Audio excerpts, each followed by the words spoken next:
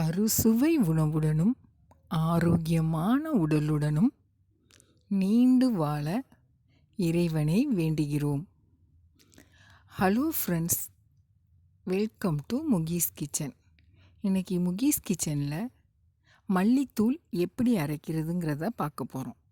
வாங்க ஃப்ரெண்ட்ஸ், அதுக்கு தேவையான பொருட்கள் என்னங்கிறத பார்த்துடலாம். இப்போ நான் நல்ல நாட்டு கொத்தமல்லியாக எடுத்து வச்சுருக்கேன். இது நான் ஒரு 1 கிலோ அளவில் எடுத்திருக்கேன். இதை கல் மண் எதுவும் இல்லாமல் சுத்தம் பண்ணி வாங்கி எடுத்து வச்சுக்கணும். இது நம்ம கடையில் சுத்தமான மல்லின்னு கொடுத்துருந்தாலுமே அதில் மல்லிக்கு ஆப்போசிட்டாக ஒரு இது இருக்கும், மல்லி மாதிரியே இருக்கும், அது கலந்துருக்கும். அதெல்லாம் பார்த்து நல்லா நீட்டாக பொறுக்கி எடுத்து வச்சுக்கணும். பாருங்கள், நான் நல்லா சுத்தம் பண்ணி எடுத்து வச்சுருக்கேன். மல்லி பார்க்கும்போதே தெரியும். இதுலேயும் ஹைப்ரிட் மல்லி இருக்குது. நமக்கு எது கிடைக்கிதோ அதை எடுத்துக்கலாம். நான் மோஸ்ட்லி நாட்டு மல்லி தான் வாங்குவேன். அந்த மல்லி பாருங்கள் எந்த அளவுக்கு சுத்தம் பண்ணி வச்சுருக்கேன்னு. சில பேர் மல்லியோட எண்ணெய் சேர்த்து வறுப்பாங்க. அப்படி சேர்த்து வறுத்தோம்னாக்கா ரொம்ப நாளைக்கு வச்சுக்க முடியாது. அதனால் நம்ம சும்மா வெறும் வரமல்லியாகவே வறுத்து எடுத்துக்கலாம். இப்போ பாருங்கள், நான் ஒரு வாணலி வச்சுருக்கேன், அடுப்பை பற்ற வச்சு. இப்போ வாணலி நல்லா சூடாகட்டும். சூடானதும் இதில் மல்லியை சேர்த்துப்போம். பாருங்கள், மல்லியை சேர்த்து நல்லா வறுக்கணும். அந்த மல்லி நல்ல வாசம் வர அளவுக்கு வறுக்கணும். அதிக தீ வைக்கக்கூடாது, கம்மியாக குறைச்சி வைக்கணும். சிம்மில் வச்சே வறுக்க ஆரம்பிக்கணும். ஓரளவுக்கு சூடு ஏறுற வரலும் நம்ம ஆனில் வச்சுக்கலாம். சூடு ஏறின உடனே நம்ம சிம்மில் வச்சிடணும். அப்போ தான் மல்லி நல்லா வறுபட்டு வாசம் வரும். பாருங்கள், எல்லா மல்லியுமே நான் சேர்த்துக்கிறேன். இப்போ இதை நம்ம மெதுவாக வறுத்து விடணும். நல்லா எல்லா இடமும் வறுபடுற அளவுக்கு பிரட்டி விடுங்க. மல்லி எல்லாத்துக்குமே யூஸ் ஆகும். மல்லித்தூள் நம்ம அரைச்சி வச்சுக்கிட்டோம்னா சாம்பார் வைக்கிறது, புளிக்குழம்பு எல்லா இதுக்குமே மல்லி யூஸ் ஆகும். இதே மல்லியை வச்சு நம்ம டீ போடும்போது கூட சேர்த்து போட்டோம்னாக்கா சூப்பராக இருக்கும். நம்ம டீ எப்போதும் நார்மலாக வைக்கும்போது அதில் இந்த மல்லி ஒரு 1/4 ஸ்பூன் சேர்த்து போட்டு நீங்கள் வச்சு பாருங்கள், நல்ல மணமாக இருக்கும். அதே மாதிரி சளி தொல்லை எதுவுமே இருக்காது.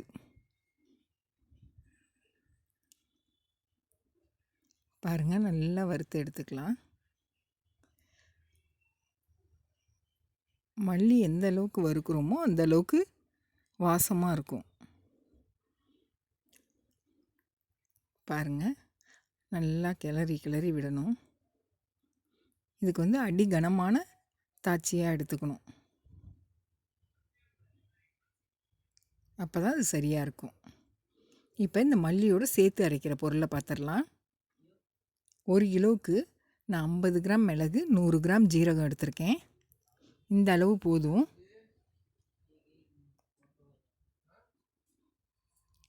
பாருங்கள், இப்போ இதை நான் கரெக்டான அளவு எடுத்திருக்கேன். இதையும் நம்ம மல்லி வறுத்து எடுத்ததுக்கப்புறம் அதே தாச்சியில் வறுத்து எடுத்துக்கணும். இந்த மல்லி நம்ம அரைக்கும்போது இதை சேர்த்து அரைச்சோம்னாக்க நல்ல ஒரு மணமாக இருக்கும். அதே மாதிரி நம்ம இந்த மல்லித்தூளை எதுக்கு வேணாலும் நம்ம யூஸ் பண்ணிக்கலாம். பாருங்கள், இப்போ மல்லி ஓரளவுக்கு நல்லா வறுபட்டுருச்சு. நீங்கள் வறுக்கும்போதே தெரியும், நல்ல வாசம் வரும் அது. இப்போ மல்லியை ஒரு பாத்திரத்துக்கு மாற்றிப்போம். இப்போ நான் பாத்திரத்துக்கு மாற்றிக்கிட்டதுக்கப்புறம் மிளகு சேர்த்துப்போம். அதே தாச்சியில் சேர்த்து நல்லா மிளகு வெடிக்கிற அளவுக்கு நம்ம வறுத்துக்கணும். இப்போ இதோட ஜீரகத்தையும் சேர்த்துடலாம்.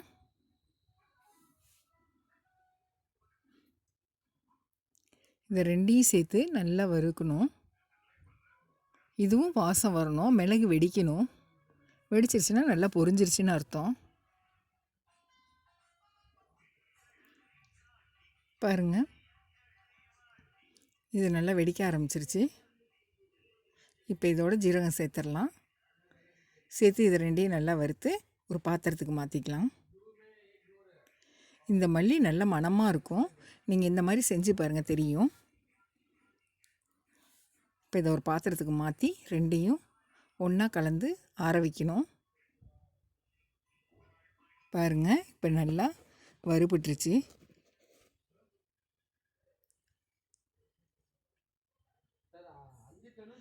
இப்போ நல்லா வறுபட்ட உடனே அந்த மல்லி நம்ம வறுத்து வச்சுருக்கோம்ல அதோடு சேர்த்துடலாம்.